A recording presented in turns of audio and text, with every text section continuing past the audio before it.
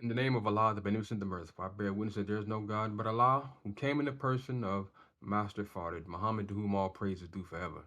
And I bear witness that the most honorable Elijah Muhammad is their exalted Christ, the Mahdi, and that the Honorable Minister Louis Farrakhan is the Messiah, the Christ in our midst, the Jesus, on the scene today. And it is in their names that I greet you now.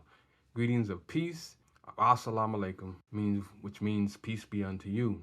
The subject today is titled Witness Bearers.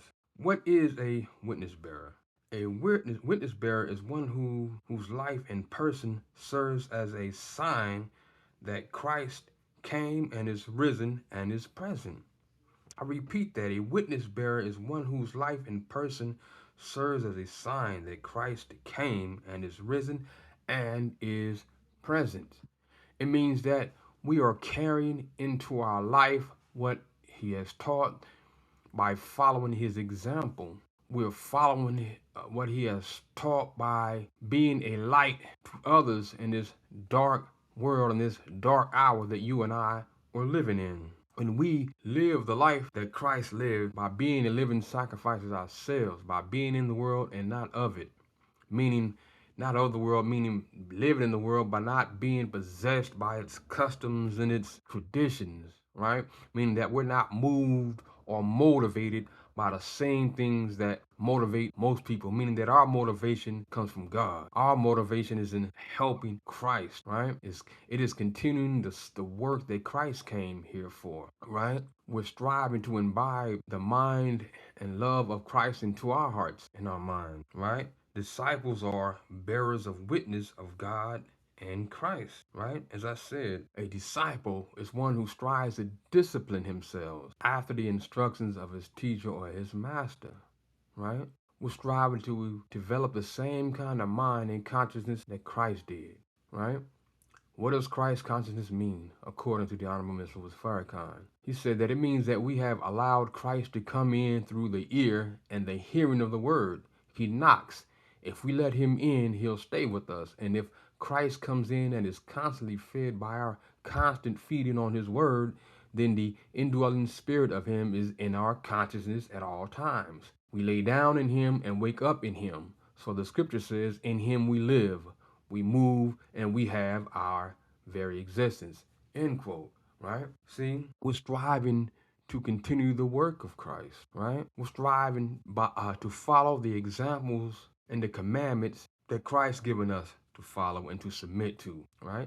The commandments are the law of our life. It is the law by which you and I live. It is the law which will give us peace among all men. We are sacrificing our life to aid in the resurrection and upliftment of a fallen humanity.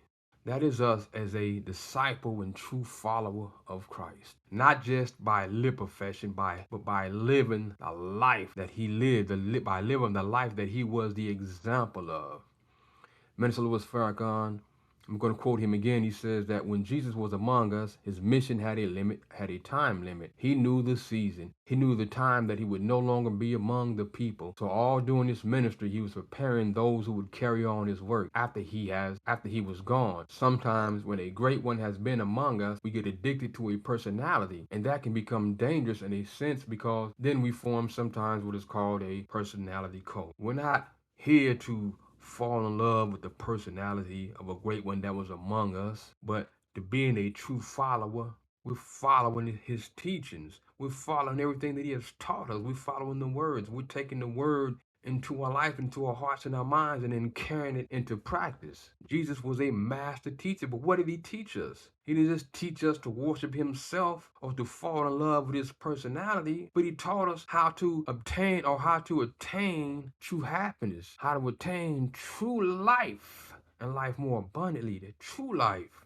A life that is without sin, a life that is without sin and debauchery, a life that is without lying, stealing, robbery, murder, fornication, adultery, drunkenness, drunkenness, right? See, the life that Christ taught us to live was how to be in tune with the very nature of our being, which is the nature of God, that indwelling spirit. Christ came to make us like himself. He did not come to make us worshipers of personality or personality worshipers, or he did not come here for us simply to fall in love with his personality and just to say his name, but he came to make us like himself, which is what? A servant of Allah, a servant of God, obedient to God, who loved a man who loved God above everything, right? A man who chose to please God rather than giving in to the lower pleasures of this world, giving in to our passions and our desires, our lusts. He came to take us and exalt us to a higher plane of existence, right? To Christ consciousness, right? He came to make our minds like his. But the only way we can make our minds like his is by being in complete submission to God, just like he was and is.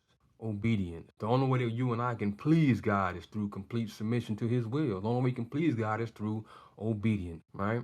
The only way we can please God is by being examples to humanity and then continuing the work of Christ and by bringing others to Christ, by teaching others what you and I have accepted from ourselves and in our hearts, right? Witness bearers, right? See, a witness, let's look at the word witness. Witness is a noun that means the attestation of a fact or event. Testimony, one that gives evidence, specifically one who testifies in a cause or before a judicial tribunal, one asked to be present at a transaction so as to be able to testify to its having taken place. One who has personal knowledge of something that serves as evidence or proof, sign. See? This is what you and I must do. You and I must serve as evidence of Christ. You and I must be proof of what Christ taught. You and I must be a sign to a fallen humanity of the existence of Christ, of the teachings and of the working of God through Christ, right? The word bear means to carry. So as a witness bearer, meaning that we're carrying into practice and we're carrying the word to our people. We're carrying the word to our neighbor, right? We're carrying the word that you and I have accepted to save the lives of others, right? To guide them to Christ so that they can also be saved. And it is only then that you and I can be true disciple of Christ. It is only then when you and I accept his life and his work, to take up his cross and deny ourselves and follow him by following his example, by becoming fishers of men and women, guiding them to Christ, to God through the example of Christ. All right? This is our mission as fellow disciples. This is our mission as fellow witness bearers. And I'm going to leave you as I came in the greetings of peace. Assalamu alaikum.